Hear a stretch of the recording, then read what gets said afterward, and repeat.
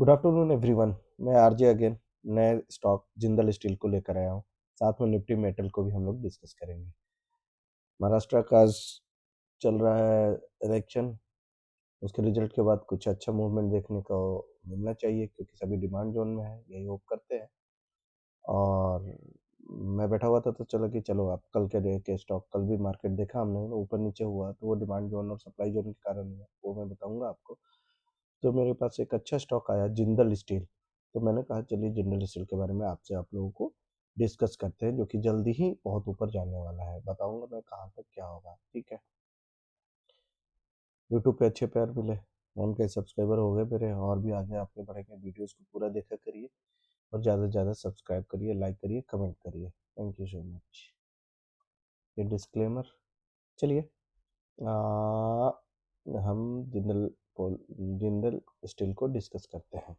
देखिए जिंदल स्टील मेरे रेडार पे आ चुका है और ये मेरे रेडार पे है, ठीक है ना। तो हम लोग जैसा करते हैं कि हम लोग इसके ईयरली टाइम फ्रेम को डिस्कस करते हैं, ठीक है। हम लोग इसके ईयरली टाइम फ्रेम को डिस्कस करना शुरू करते हैं।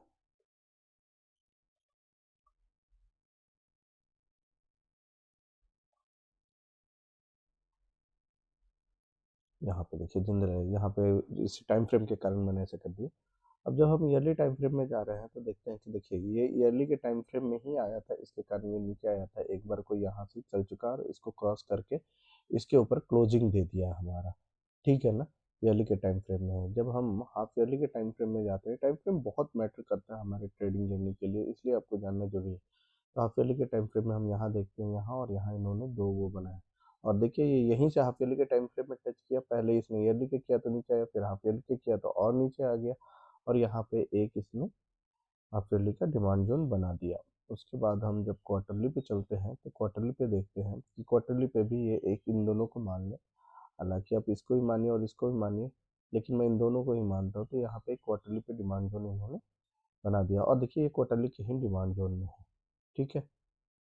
ऑल टाइम हाई क्वार्टरली के डिमांड जोन में है, और साथ ही यहाँ पर एक इसमें सप्लाई जोन भी बना दिया है क्वार्टरली का, जिसको एक बार यहाँ को आने के बाद एक बार को तो यहाँ पे स्टॉक्स रुकने चाहिए। यहाँ पे सप्लायर बैठे हुए हैं, यही हम लोगों ने अपनी स्टडी में पढ़ते हैं। इसके बाद जब मंथली के उस पे जाते हैं हम, तो मंथली पे जाने के बाद हम देखते हैं, देखिए यही बताया था कि यहीं पे बैठे हुए हैं।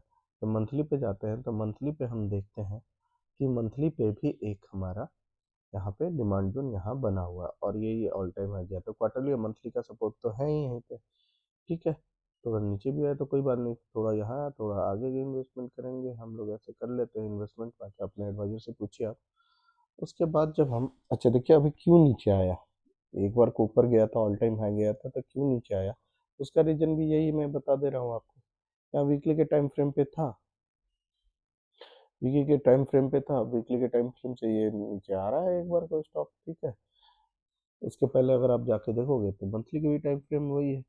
मंथली के टाइम फ्रेम पे ये गया था नीचे, यहाँ से ऊपर आया, फिर ये मंथली के ही टाइम फ्रेम पे आया और गया ही नहीं था। हालांकि इसके अंदर नीचे कोई क्लोजिंग नहीं, तो मंथली नहीं बोलेंगे, लेकिन वीकली का तो एक बार को बोल देंगे कि वीकली के टाइम फ्रेम से ये नीचे जा रहा था, ठीक है।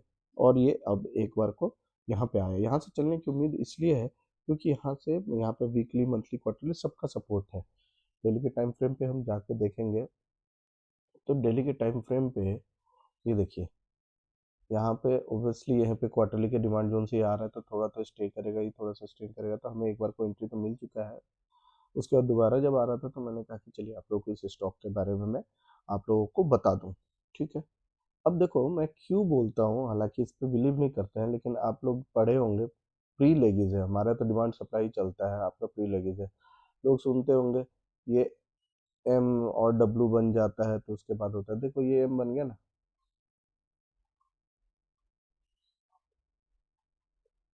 एम बन जाता तो एम के बाद या तो ये बोलते हैं लोग कि या तो ये स्टॉक यहाँ नीचे जाएगा या स्टॉक जो है वो ऊपर जाएगा। मैं बोल रहा हूँ कि चूंकि हमारे यहाँ क्वार्टरली सबका डिमांड जोन है तो सबसे ऊपर ही जाएगा। तो एक बार को तो ये स्टॉक जो है यहाँ से ऊपर ही जाएगा। अब ऊपर कितना जाएगा, तो ये ऊपर एक बार को तो ये यहाँ से जाएगा, फिर ठीक है, फिर नीचे कोई आएगा, कोई आराम से डिमांड जोन बनाएगा, ये यहीं से टकराएगा या फिर यहीं पे बनाते हुए जिगजैग करते हुए और ये ऊपर की ओर जाना चाहिए। ऊपर कितना जाएगा इस चीज़ को जानना है तो हम यही बताते हैं कि देखो एक बार को ये यहाँ तक से यहाँ तक तो जाएगा, यही बोल रहा हूँ। और उसके बाद ये एक बार को जब यहाँ आ जाएगा तो ये यहाँ से समझो यहाँ तक जाएगा, और ये जो जाएगा ये बहुत सारे स्टॉक्स में इसी तरह हुए हैं, जनरली इसी तरह करते हैं। बाकी तो वो ऊपर क्या थ्योरी है कि जब तक ऊपर का डिमांड जोन नहीं तोड़ दे वीकली का तब तक ये जाते रहता है। तो इस तरह हम एक्सपेक्ट करते हैं कि ये 1300 के ऊपर एक बार को जो ये है ये हमारा स्टॉक यहाँ से हम जोड़ेंगे और वही चीज़ ऊपर खींच देते हैं तो उतना जो है वो स्टॉक ऊपर चला जाता है। तो 1300 हमारा ऊपर जाएगा ये स्टॉक। इस बार जब जाएगा तो ऑल टाइम हाई तो ये 1182 और 1182 और उसके बाद 1300। इसके पहले ये रुकने वाला नहीं है क्योंकि 30% करेक्शन है, 50% चलेगा तो वो 1300 प्लस हो जाएगा। ये मेरी एक्सपेक्टेशन है। बाकी अपने डिमांड और सप्लाई आप पढ़ सकते हैं। तो ये यहाँ से इतना मूव करेगा, जस्ट यहाँ से डबल का मूव करना चाहिए। ठीक है, यही चीज़ मैं बता रहा हूँ। तो एक बार को ये 150 150 150 ये मूव करके 1300 प्लस होना चाहिए। जस्ट प्रेडिक्शन है क्योंकि ऑल टाइम हाई कहाँ से मूवमेंट बनेगा, कहाँ सप्लाई जोन आएगा, लेकिन जब तक ये डबल ऑल टाइम हाई वो स्टॉक तब तक हम उसे राइड कर सकते हैं जब तक वो डबल 2 वीकली के डिमांड जोन को ब्रेक ना कर देता। तो वो डाउन स्ट्रीम नहीं होता, अप स्ट्रीम होता है। बाकी आप अपने एडवाइजर से पूछ सकते हैं। मैं ये स्टॉक को अब दिखाऊंगा कि क्यों मैं इतना ये बोल रहा हूँ कि ये स्टॉक है। तो वो उसका रीज़न है, उसका रीज़न ये बताता हूँ मैं आपको कि उसका रीज़न क्या है। देखिए, हम टूल्स में जब गए तो टूल्स में देखते हैं ये हीट मैप जो कि मैटर है। तो कल के डेट में क्या हुआ था हीट मैप में, देखिए ऊपर ऊपर तो स्टॉक गया था लेकिन कुछ स्टॉक नीचे गया था। आज मैंने निफ्टी मेटल को सिलेक्ट किया, निफ्टी मेटल सबसे ज़्यादा नीचे था और निफ्टी मेटल में जिंदल स्टील जो था, जिंदल स्टील को हमने देखा, जिंदल स्टील सबसे ज़्यादा नीचे था। ये स्टॉक जो था हमारे नीचे अपने डिमांड जोन पे आया था। इन सबसे कंफ्यूजन ना हो इसलिए मैं इन सबको एक बार को डिलीट कर देता हूँ। ठीक है, इस तरह जो ये है स्टॉक बहुत बढ़िया स्टॉक है आगे के लिए। अब आप चलो, अब मैं आपको बताऊं इसके कुछ फंडामेंटल्स पे चलते हैं। फंडामेंटल्स जानने के बाद ऑब्वियसली ये देखिए निफ्टी मेटल का ये निफ्टी इंडाइसेस पे चले गए हम लोग। निफ्टी 50 से शुरू करते हैं। तो निफ्टी 50 में जाके हम देखेंगे तो हम ये पाएंगे कि निफ्टी 50 में जो मेटल स्टॉक है वो 3.5% का ध्यान रखता है। ठीक है, ऑब्वियसली अगर वो नीचे निफ्टी 50 में, इसीलिए निफ्टी ऊपर गया फिर नीचे आया क्योंकि 3.54% का है तो ज़्यादा मैटर नहीं किया, लेकिन गिरा तो निफ्टी को बाद में इसने गिराया भी। ठीक है, और निफ्टी मेटल में जाएंगे। निफ्टी मेटल में हम देखेंगे क्या कि जिंदल स्टील की बात करें तो ये जो है इसमें 5.5% का वेटेज रखता है। ठीक है, ये तो हमारी जिंदल स्टील की बात हो गई। निफ और अगर जब इसकी जिंदल पोली के हम स्कैनर के बारे में बात करें हम, तो जिंदल स्टील का स्कैनर देख लीजिए। आपका इसका बुक वैल्यू इतना है, current market price just double है जो कि और बहुत ज़्यादा होना चाहिए। इसके पीयर्स और इन्वेस्टर में जाएंगे तो इन्वेस्टर के पास अभी प्रोमोटर के पास ही अभी इतने परसेंट है, इतने परसेंट प्रोमोटर के पास ही है। FIIs DIIs DIIs भी बहुत अच्छी अच्छी कंपनीज है आजकल, ये हमारी DII जी संभाल रखी है, ये तो आपको ही पता है। तो एक तरह से बहुत बढ़िया बहुत प्यारी कंपनी है। इसके अगर आप पीयर्स देखोगे तो पीयर्स में भी ये देखिए ये इनके पीयर्स है। और अगर इसके जिंदल स्टील के आप प्रॉफिट लॉस वगैरह में देखेंगे तो प्रॉफिट लॉस इसका बढ़ते ही जा रहा है। तो जल्दी ही ये स्टॉक बहुत ऊपर को और जाने वाला है। ठीक है, बाकी आप अपने एडवाइजर से पूछ सकते हैं क्या है the company has delivered poor sale growth of इतना 4-5 पास्ट ईयर। कोई वो फर्क नहीं पड़ता इन कंपनीज के उसका।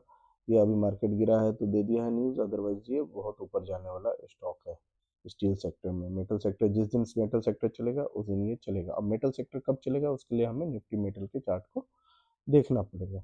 चूंकि ये गिरा है, निफ्टी मेटल भी गिरा है। अब आइए हम निफ्टी मेटल की चार्ट पे चलते हैं। ठीक है, तो एक बार को सेक्टर में गए और यहाँ से हम Nifty metal Nifty metal Nifty Nifty infra Nifty metal Nifty metal को हम लोग यहाँ से देखते हैं कि निफ्टी मेटल का क्या सीन है। ठीक, ऐसा नहीं लग रहा है निफ्टी मेटल और निफ्टी इसका ये सेम ही है।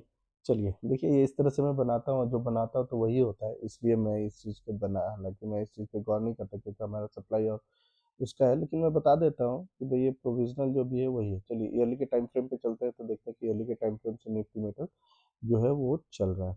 उसके बाद हाफ ईयरली के टाइम फ्रेम पे जाते हैं तो हाफ ईयरली के टाइम फ्रेम पे एक बार को 20 से ये देखिए हाफ ईयरली के टाइम फ्रेम पे आया और वहीं से ये फिर मूव कर रहा है, और एक और हाफ ईयरली का टाइम फ्रेम इसने यहाँ पे बना दिया।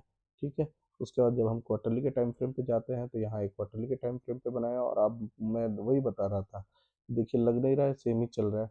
सेम जैसा निफ्टी मेटल है वो इस तरह से ये भी है। ठीक है, और यहाँ पे देखिए इसने क्वार्टरली के टाइम फ्रेम में, उसमें भी हमने देखा था, यहाँ भी एक इसने सप्लाई जोन बना दिया।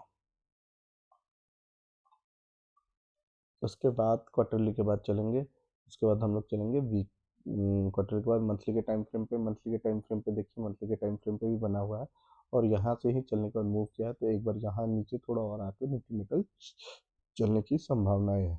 वीकली पे जब हम जाएंगे तो देखिए यहाँ से इसको गिरने का भी रीज़न जो है, गिरने का भी रीज़न यही है कि यहाँ से ये आया था यहाँ पे, हालांकि इतना दमदार नहीं था इसलिए ज़्यादा गिरा नहीं, बट एक बार को जब यहाँ पे आया, यहाँ आने के बाद ये एक बार को यहाँ से नीचे गिराया। ठीक है, और ये अभी एक बार को यहाँ 20 में कहीं सपोर्ट्स में है, यहाँ से इसके सपोर्ट से, वीकली के इसके सपोर्ट से ये एक बार को मूव किया एग्रेसिवली। ठीक है ना, इसके सपोर्ट में है, तो यहाँ से ये एक बार को चल रहा है। ठीक है, मे भी थोड़ा नीचे भी आ सकता है। वीकली के बाद जब डेली दे, देखिए अब सेम है, डिट्टो सेम है। मैंने यहाँ वीकली का बनाया हुआ था और ये यहीं से मूव कर रहा है। ठीक है, तो वो वही चीज़ है, एम शेप बना, और यहाँ भी देखोगे आप तो यही एम शेप बना, और यहाँ से भी जब ये मूव करेगा एक बार को, ये एम डब्ल्यू एम जो भी आप पुराने पढ़ते हो वही पढ़ते हैं, हम लोग तो ये पढ़ते नहीं। ज़्यादा से ज़्यादा अगर एक बार को यहाँ से मूव हो गया तो हो गया, नहीं तो एक बार को ये यहाँ आएगा और यहाँ से फिर ये ऊपर की ओर जस्ट इसके डबल होके जाएगा निफ्टी मेटल। कभी भी आपके प्रत्येक साल एवरी ईयर देखे हो आप, निफ्टी मेटल यहाँ से जाएगा मूव करते हुए, और इसके जस्ट डबल निफ्टी मेटल भी जाने की संभावना है। अगर ये मूव करेगा तो इससे डबल जाएगा। तो निफ्टी मेटल भी हमारे डिमांड जोन में है और जिंदल पोली भी डिमांड जोन में है, तो ये राइट टाइम होता है कहीं से भी स्टॉक में इन्वेस्टमेंट करने का। ठीक है, बहुत बहुत धन्यवाद, आगे इसी तरह के स्टॉक्स के लिए लाते रहेंगे, तब तक के लिए धन्यवाद। मैं इसी सेक्टर्स को देखिए, ब्लू चिप कंपनी में, छोटी छोटी कंपनी में इन्वेस्ट करने से क्या होता है कि वो एक बार बैलून की तरह से बड़ा तो बड़ा करते जाते हैं ऑपरेटर, और एक बार जब ऊपर कोई 10 रुपए की चीज़ है 100 रुपए तक ले जाते हैं, 200 रुपए तक ले जाते हैं, फिर ऊपर से बेच देते हैं, फिर नीचे आ जाता है, तो उसमें वोल्टिलिटी होती नहीं है, फिर उसके सेलर नहीं मिलते। अगर हमने खरीद के रखा हुआ है, इन्वेस्टमेंट करके रखा हुआ है, तो बाद में सेलर नहीं मिलते, बायर नहीं मिलते हैं उसके, या सेलर नहीं मिलते। लेकिन जब इस तरह की कंपनी में हम इन्वेस्ट करेंगे नहीं, तो इसके वोल्टिलिटी इतनी है कि इसके सेलर बायर हमेशा मिलते रहते हैं, और ये न्यूज़ बेस, न्यूज़ वाले ही उल्टे सीधे चलाते हैं इसको, जैसे ऑपरेटर चाहते हैं वैसे चलाते हैं। तो हमें ऑपरेटर के साथ ही मूव करना है, इसलिए हमें प्रॉफिट होता है। आरजे को सुनने के लिए धन्यवाद, सुनते रहिए ऐसे ही हम, और मैं आज कोशिश करता हूँ आज या कल में जल्दी ही अपना कोर्स भी लॉन्च करूँगा यूट्यूब पे। Thank you so much, love you all.